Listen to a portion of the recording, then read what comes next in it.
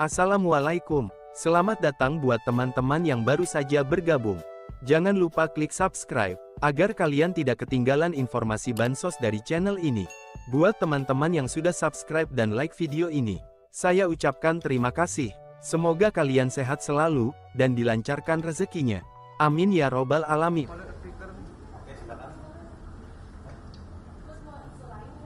Apa itu?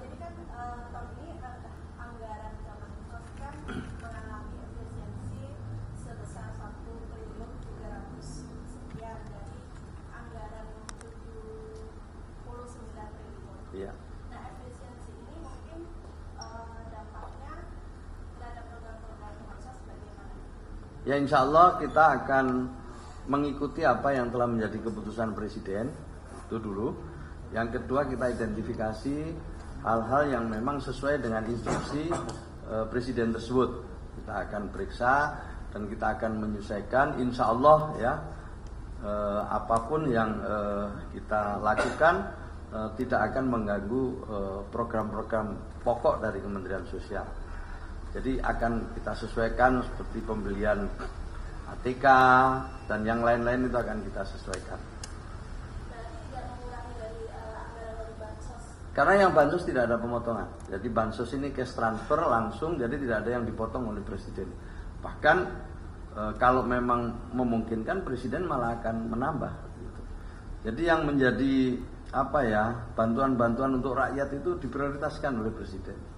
Yang dikurangi ini kan hal-hal yang mungkin bisa dialihkan gitu. Masih memungkinkan untuk dialihkan. Hal-hal yang kaitannya dengan operasional semua sudah tahu lah itu. Tapi yang untuk program pro rakyat sama sekali tidak dikurangi, bahkan Presiden itu sedang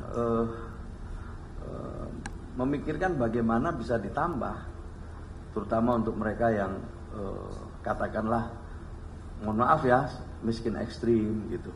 Itu betul-betul perhatian Presiden. Kalau di kementerian lain kan sampai jarak AC dibatasi yang seperti Ya, kita akan coba. Nanti Pak Sekjen akan coba mana yang paling mungkin. Pokoknya semua peluang akan kita manfaatkan agar kita bisa lebih efisien. Terus terkait kemiskinan ekstrim ini kan sudah final 3,1 juta Ya. jumlahnya. Terus kemudian pemerintah menargetkan hampir 6 bulan untuk mengatasi ini. Intervensi yang sudah akan dilakukan, karena kan kalau diumumkan nanti bansosnya atau intervensinya kan juga langsung diumumkan. Boleh tahu kan apa programnya ke depan ini untuk mengatasi ini? Ya, masih dalam diskusi ya, masih dalam kajian, masih dalam pematangan lah. Di bawah koordinasi Kemenko Pemberdayaan Masyarakat. Ini lagi dimatangkan, di mana profil penerima manfaat dari kemiskinan, dari mereka yang menjadi bagian dari kemiskinan ekstrim itu kita petakan. Ya, mana yang katakanlah lansia, mana yang penyandang disabilitas, dan mana yang masih usia produktif. Ini sedang kita petakan betul. Nah, tentu intervensinya berbeda-beda. Jadi intervensinya berbeda-beda. Ada yang mungkin ya karena sudah lansia ya bansos misalnya. Tapi yang usia produktif tentu nanti akan intervensinya lain. Ya, sedang kita matangkan datanya ini. Kita dalemin profilnya. Terus tadi dikatakan penambahannya kuantitas penerima bansos atau besaran bansos ya rencananya. Tadi yang disebutkan rencana Presiden mau ada penambahan. Oh belum, ya ini sedang dipikirkan. Ya, kita lihat, makanya kita nunggu data tunggal ini tuntas. Dengan data tunggal ini tuntas, kita akan lihat, kita akan petakan lagi profilnya. Kita akan lihat dan intervensinya tadi. Ada yang sifatnya perlindungan dan jaminan sosial, ada yang rehabilitasi sosial, dan ada yang pemberdayaan sosial. Tinggal kita lihat nanti kayak apa. Pasti akan kita sampaikan pada saatnya. Pasti akan kita sampaikan. Dan juga Kementerian Sosial akan bekerja sama dengan kementerian-kementerian lain, terutama dalam kerangka pemberdayaan itu. Dan pasti bantuan yang selama ini ada tidak akan dihapus. Kita tinggal pensasarannya.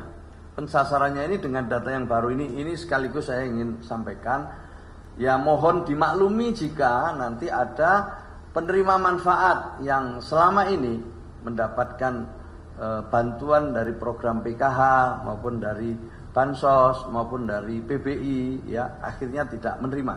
Tapi yang selama ini tidak menerima, akhirnya menerima, itu karena memang berpedoman pada data tunggal sosial ekonomi yang baru. Itu aja. Jadi saya mohon maklum.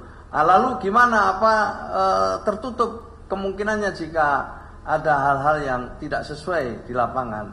Kami sudah buka juga penyalurannya lewat jalur formal dan jalur partisipasi. Jadi kalau ada yang ingin menyampaikan sanggahan, usul, tentu itu tetap kami beri peluang, dan peluangnya akan kembali lagi nanti bekerja sama dengan pemerintah daerah, dalam hal ini Bupati, Wali Kota, dan dengan para pendamping kami, kemudian nanti akan cek ulang.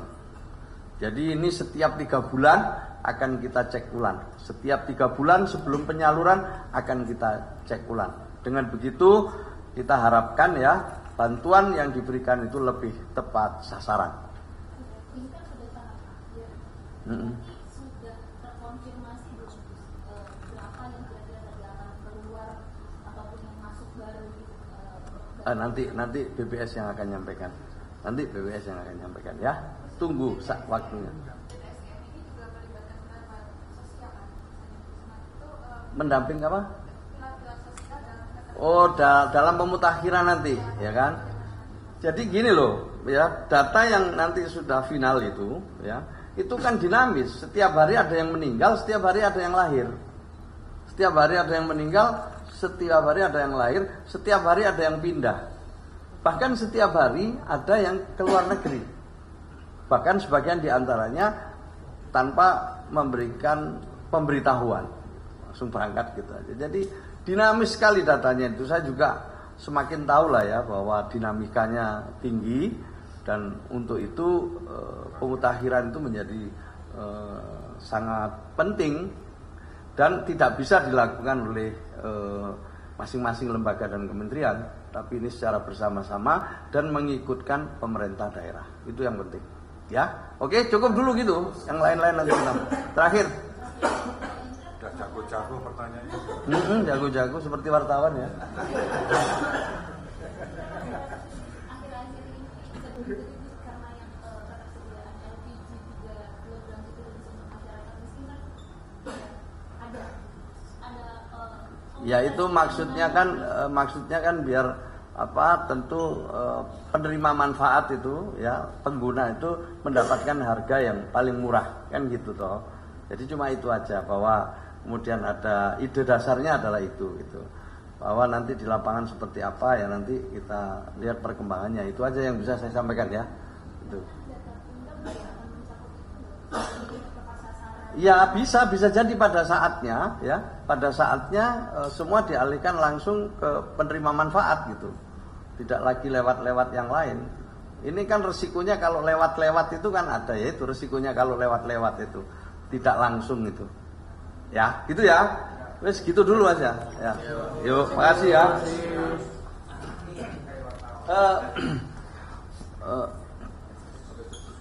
Presiden sangat serius soal sekolah rakyat.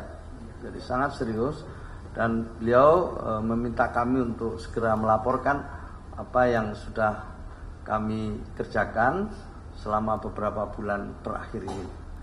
Dan tentu harapan saya mudah-mudahan apa yang sudah kami susun ini sebagai sebuah konsep itu nanti bisa diterima, dan kita, ya pastilah sekolah rakyat ini nanti boarding ya, sekali lagi ini boarding ya, khusus untuk mereka yang berasal dari keluarga berpenghasilan rendah.